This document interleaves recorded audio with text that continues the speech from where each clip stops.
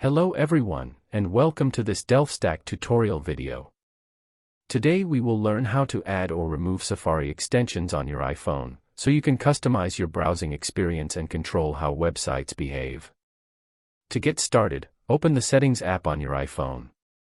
Once you are inside Settings, scroll all the way down and tap on the Apps option. This will show you a list of all the apps installed on your device.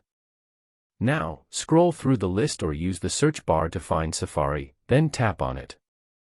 Inside the Safari settings, you can manage different options like search settings, privacy, and browsing features.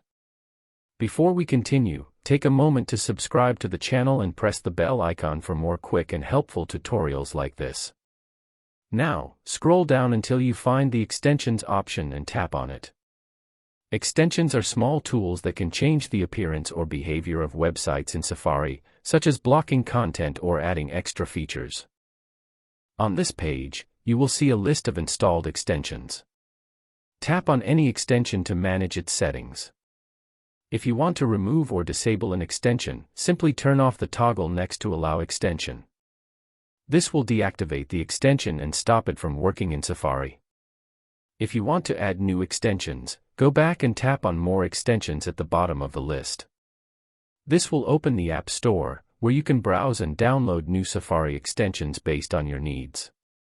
You can install helpful extensions and manage them anytime from this section to improve your browsing experience.